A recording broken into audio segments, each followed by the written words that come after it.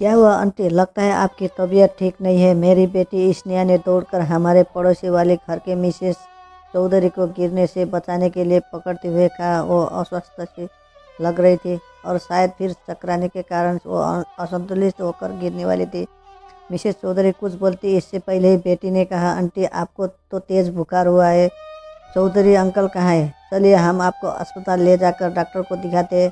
Mrs Chaudhary कुछ बोल ना सकी। उन्होंने अपने घर की ओर इशारा किया। इतने में ही चौधरी जी स्नेहा की आवाज़ सुनते ही अपने घर से तेज़ी से दौड़ते हुए आए। उन्होंने घबराते हुए मुद्रा से पूछा, क्या हुआ? मैं तो तुम्हें इस चबूतरे पर बैठकर गाड़ी निकालने गया था। स्नेहा बोले, अंकल आंटी को काफ़ी तेज़ बुखार है, इसी वजह से शायद उन्हें चक्कर आ गया है। यह गिरने ही वाली थी कि मैंने इन्हें पकड़ लिया। इससे तुरंत तुरंत डॉक्टर को दिखाना चाहिए। मैं पापा को बोलती हूँ, हम सभी डॉक्टर के पास चलते हैं। स्नेहा ने आवाज़ देकर मुझे बुलाया। बाहर आने पर मैं सारी स्थिति की जानकारी हुई। मैंने स्नेहा से हमारे अपने घर से पानी की बोतल, गिलास, ग्लूकोज लाकर मिसेस चौधरी को पिलाने को कहा। मैंने चौधरी जी से कहा, जब तक पानी लेकर आती है और मैं गाड़ी निकलता हूँ तब तक आप भाभी जी का ध्यान रखिए। मैंने गाड़ी निकाली। चौधरी जी और स्नेहा मिसेस चौधरी को बीच में बैठाकर सहारा देते हुए पीछे वाली सीट पर बैठे। हम चारों गाड़ी से अस्पताल की आपातकालीन विभाग में पहुँचे। डॉक्टर ने मिसेस चौधरी का चेकअप किया और उन्हें स्वास्थ्य संबंधी कब और क्या समस्या है इसकी जानकारी दी। इसके पश्चात उनके उपचार में उनके कुछ इंजेक्शन देकर इंट्रावेशन ग्लूकोज देने के लिए बोतल चढ़ाने की प्रक्रिया शुरू कर दी गई। डॉक्टर के अनुसार मिसेस चौधरी को डिहाइड्रेशन हो गया था, इसीलिए रिहाइड्रेट करने के लिए चिकित्सा देखरेख में उन्हें अस्पताल में रोकना अनिवार्य था। डॉक्टर के अनुसार उन्हें पहले ही आ जाना चाहिए था। कभी कभी देरी होना घातक हो जाती है। डॉक्टर ने उन्हें आपातकालीन विभाग से वार्ड में भेजने के साथ ही आवश्यक दवाइयाँ लेकर आने को कहा। मैंने चौधरी जी और स्नेहा को उनके साथ वार्ड में चलने को कहा और स्वयं दवाई लेने के लिए मेडिकल स्टोर पर चला गया। डॉक्टर के द्वारा लिखी गई सभी दवाएं मैं मेडिकल स्टोर से ले आया। स्नेहा मिसेस चौधरी के बेड के पास स्टूल पर बैठी हुई। स्टाफ नर्स ने इशारा से मरीज के पास सिर्फ एक व्यक्ति को छोड़कर बाकी लोग को बाहर जाकर बैठने को कहा ताकि वार्ड में भीड़ भाड़ न हो। चौधरी साहब हमारे पड़ोसी थे और उनकी पत्नी को अपनी अमीरी पर बड़ा ही गर्व था। हमारे साथ वाले परिवारों में से बातचीत करने में अपना अपमान समझते थे। बातचीत और व्यवहार से प्राय वो लोग यही प्रदर्शित करते थे कि उनके पास सब कुछ है और उन्हें कभी भी किसी की मदद की आवश्यकता ही नहीं पड़ेगी। वो पैसा फेंको तमाशा देखो वाले सिद्धांत को मानने वाले व्यक्ति थे। मिसेस चौधरी भी गली में अपनी चर्चा के दौरान कहती थी कि इस गली में हमारे पतिदेव की सैलरी के बराबर किसी की भी सैलरी नहीं है।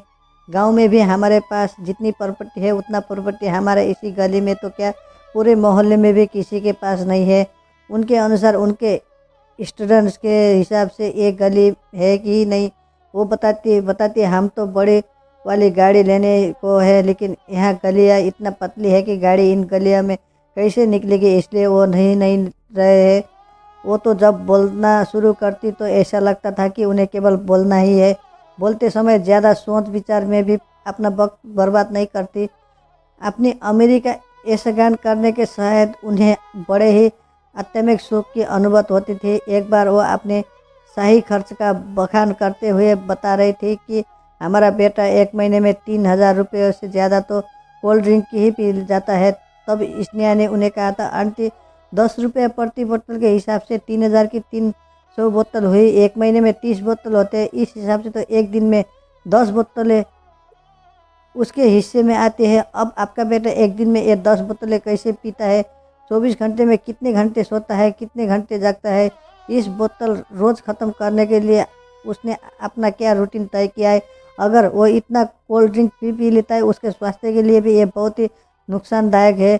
योग गुरु स्वामी रामदेव जी की तो कहते हैं कि ठंडा मतलब टॉयलेट क्लीनर।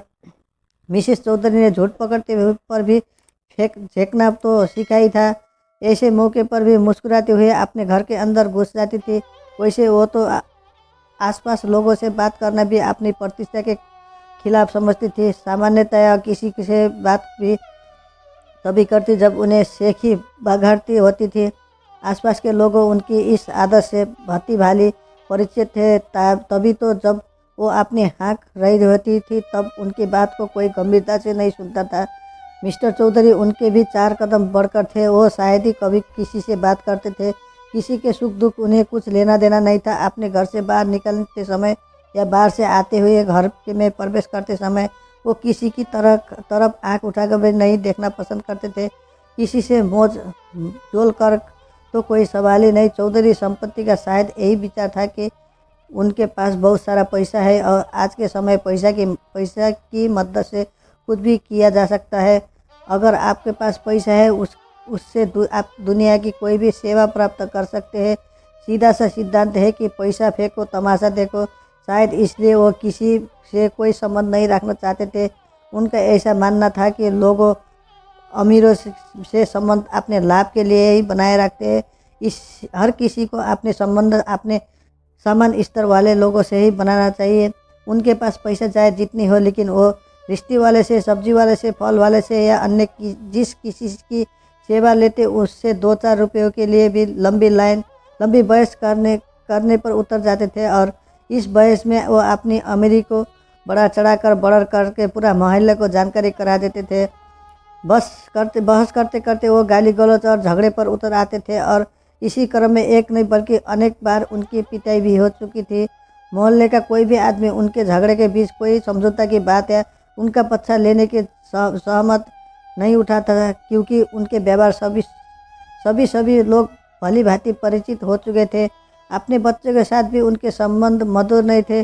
बेटी शादी के बाद दूसरे शहर अपने ससुराल चली गई और उनका एकलौता बेटा शहर में कहीं दूर किराए पर रहता था। बच्चे केवल त्यौहार आदि पर आ जाते थे। शायद उन्हें अकेला में रहने में भी ज़्यादा संतुष्ट और शांति का अनुभव होता था। पहले जब बच्चे साथ रहते थे तो बच्चे को डांटते पटकारते कि उनकी आवाज़ अक्सर सुनाई देती थी। बच्चों के जाने के बाद उनके घर पर काम करने के लिए जो बाई आती थी उसके काम में मीन निकालना उनकी आदत थी और अक्सर उसे डांटने के बहाने ही हो तो अपनी अमीरी का ऐशगान करते संतुष्टि का अनुभव करते थे लोग, क्योंकि लोगों से उनकी बातचीत न के बराबर होती थी और आसपास के लोगों को उन्हें अपनी ऐसा गाथा गाने का समाहतना अवसर ही प्राप्त नहीं होता था। इमरजेंसी के बाहर मेरे साथ बैठे हुए चौधरी साहब आज बेहद गंभीर और गमगीन लग रहे थे। शायद उनको आत्मज्ञानी का अनुभव हो रहा था। उनके चेहरे की भाव को स्पष्ट था कि वो बेहद परेशान है। उनके कंधे पर मैंने ज्यों ही हाथ रखा तो वो फकक कर रो पड़े। मैंने उन्हें धैर्य बांधते हुए कहा, चौधरी साहब आप बिल्कुल चिंता न करो, हम सब तन मन धन सहित आपके साथ हैं। आपको किसी भी प्रकार की चिंता करने की आवश्यकता नहीं है। भाभी जी जल्दी ही ठीक हो जाएंगे। जैसे ही डॉक्टर भी कह रहे थे कि हम लोगों उन्हें सही वक्त पर ले आए। देर हो जाना घातक हो सकता था। इतनी सुनते ही वो फुट कर रोते हुए कहने लगे, हम दोनों का व्यवहार आप लोगों के साथ मधुर नहीं रहा, लेकिन फिर भी आपने हमारी उन गलतियों की तरफ ध्यान न देकर हमारी मदद की। इस समय आप लोग देवताओं की तरफ हमारे रूखे व्यवहार को ध्यान में दिए बिना हमारी सहायता में लग गए। हम आपके आजीवन शुक्रगुजार रहेंगे। मैंने सांत्वना देते हुए कहा आप नायक ही अपराध बोध लिए बैठे। हम लोग तो ऐसे कभी नहीं सोचते। आजकल सभी का समय बहुत ही कीमती है। हर आदमी अपने काम में व्यस्त है। आखिर हम एक दूसरे के पड़ोसी है। हमारा आपका सबसे निकट का संबंध है। हमारा पड़ोसी एक दूसरे को सुख दुख में जितनी जल्दी भागीदारी निभा सकते हैं इतना जल्दी कोई दूसरा नहीं निभा सकता। हमारा या आपका कोई निकट संबंधी जब जानेगा तभी तो आ पाएंगे, और जानने के बाद भी उसे हमारे पास कितना समय लगेगा यह भी परिस्थितियों पर ही निर्भर करता है। आज हमारी समझ में आ चुका है कि आदमी का काम आदमी से ही होता है। अगर इस समय आप लोगों की मदद न की तो होती तो मैं अकेला इसे कैसे लाता, और अगर देर हो जाती तो न जाने क्या हो जाता। इंसान की जान अमूल्य होती है। इनकी पैसों से तुलना नहीं की जा सकती है। मानवीय मूल्य की कभी भी पैसों से तुलना नहीं की जा सकती। चौधरी जी ने मन में पश्चाताप की ज्वाला शांत नहीं हो रही थी। मैंने उन्हें इस विषय से पूरी तरह निश्चित और शांतिपूर्वक धैर्य धारण कर पूरा ध्यान भाभी जी के स्वास्थ्य की ओर लगाने के लिए कहा। जब मैंने उनसे ये जानने की कोशिश की कि इतनी गंभीर समस्या अचानक तो नहीं आ सकती, तबीयत कई दिनों से खराब रही होगी।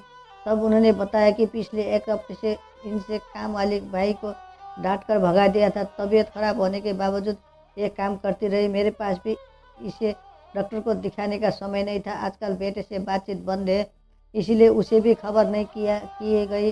पिछले 3-4 दिनों से लूज मोशन आ रहे थे। कल सुबह से हल्का और बाद में बुखार तेज हो गया। शाम को तो तबीयत खराब लग रही थी, पर बहुत ज़्यादा नहीं।